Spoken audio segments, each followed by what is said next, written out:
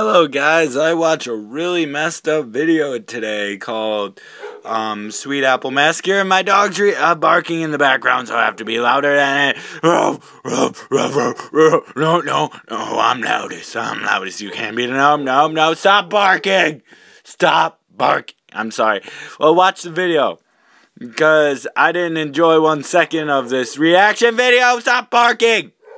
I'm gonna stop, just watch the video. Hello guys, I'm watching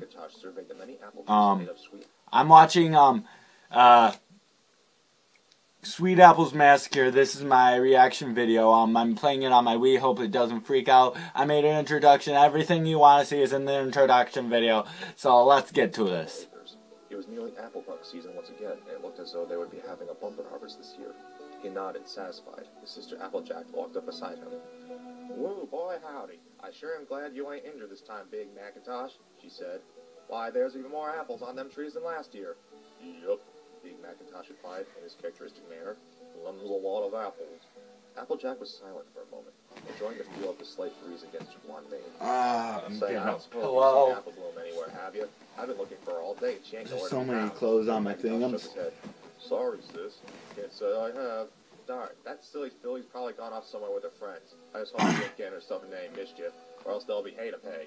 "Don't you go worrying yourself, Applejack," he replied. "I'm sure she's perfectly fine.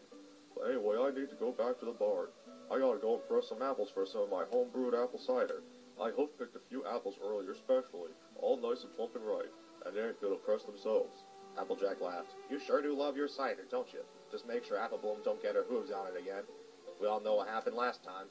Big Macintosh chuckled along with his sister. "Yup." The large red pony trotted back to the barn and gently closed the door.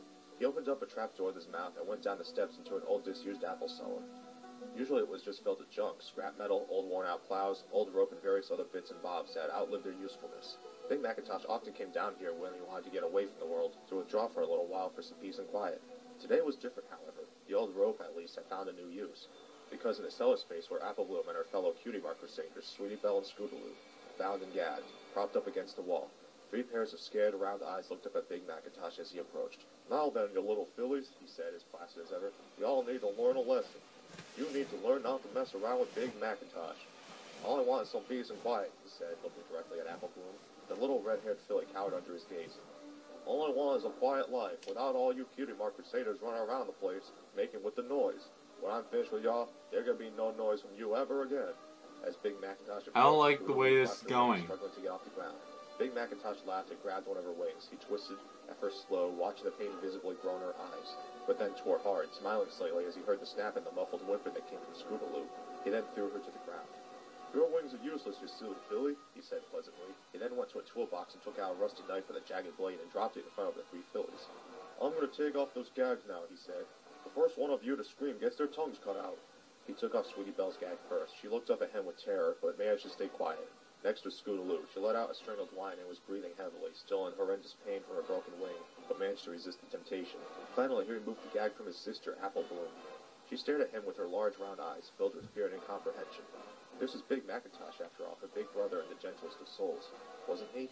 Surely this was just a horrible joke, but she had seen what he had done to Scootaloo's wing, and it was definitely no joke. She took a deep breath. "Applejack!" Big Macintosh showed his hoof in Apple Bloom's mouth, silencing her scream. He sighed and shook his head. "I told you not to scream, Apple Bloom. You should listen to your big brother." "I'll scream, and scream again, and Applejack will hear, and—" Apple Bloom finally said, falteringly. "You know, I kind of hope you do. After all, I still have forgiven Applejack for that injury she gave me last Applebuck season. If you want Applejack to join y'all down here, scream away. I, for one, welcome her company. But now to business." Big Macintosh picked up the knife and loomed over the cowering Apple Bloom. He pinned her down with a powerful hoof and stuck the knife into Apple Bloom's mouth. Sweetie Belle vomited at the sight, the thick yellow chunks of acidic-smelling liquid splattering heavily on the floor. Scootaloo managed not to be sick, but rather gasped and sobbed and choked with panic. Big Macintosh forced open Apple Bloom's mouth and with some effort cut out her tongue. Apple Bloom tried to scream, but her mouth was too full of blood, so it was more of a muted gurgle. After a short while, she collapsed, tears streaming from her eyes, falling unconscious from the shock and the pain. Okay, this is fucking weird.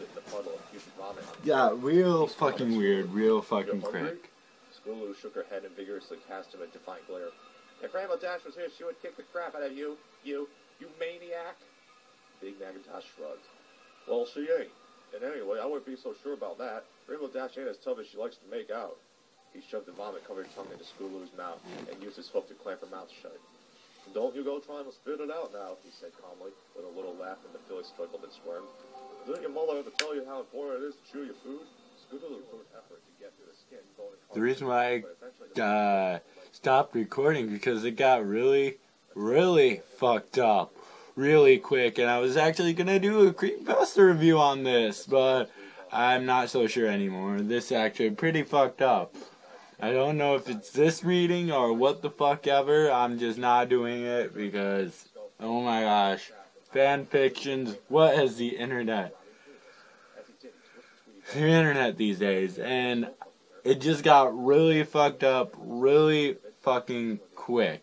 And yes, it is very fucking crazy. It's worse than Cupcakes ever was. Just because it's just fucking messed up. Not scary messed up, but fucked up, kind of. Fucked up, messed up, kind of shit going on here. Oh my gosh. I can't believe I just watched this. Fucking really, internet? I mean, fucking creepy. Oh my gosh. I'm actually gonna cut out a lot of fucking video from the freaking thing because there was a good 30 seconds I was still recording when it got fucked up. If you want to see it, read the whole thing, the fucked up thing for yourself, I'll leave you a link to the video I watched because it's fucked up. I can't say fucked up so much. Oh my gosh. I don't usually like swearing in my YouTube videos, but fuck. That it's mentally scarring. Now I don't think I can. Oh my gosh. This is just a big example of how the internet takes stuff and fucks it up. Oh my gosh. Good thing I didn't watch an animation, and now I know why I wasn't able to find any animations for it, because it's a mixture of creepypasta and porn. Thank you, internet. You ruined me once again. I'll resume it, but if it gets all weird again, I'm gonna have to cut that part of the video out and and just leave that out. He took one of Squeebell's detached legs and shoved it inside her ass, and then fucked the apple bloom and Scootaloo's bodies. Okay, it just got. Didn't know if you heard that, but that just got fucked up again. This whole thing's fucked up. It's a fucking massacre, more like rape house going down here. I should have saw it when him, the seller, just sign one. It's gonna be something about rape because of the seller. It is way more fucked up than, oh my gosh. I'm just stopping recording for now. Fucking Jesus. Mentally scarred. I wish I didn't see this, and I'm not doing a creepypasta review. I don't even think this is a legit creepypasta. I think it's just a fucked up fan fiction. Sorry for whoever wrote it, but like I'm very biased when it comes to what people create, but this was kind of messed up. I never really came out and said Cupcakes was weird.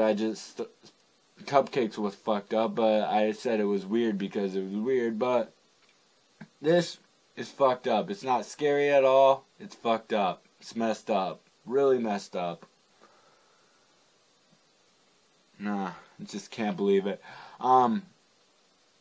Thank you, internet. Once again, thank you. I'm just stopping recording. Thank you for watching, and if you like this, because I didn't like this, please subscribe to my channel.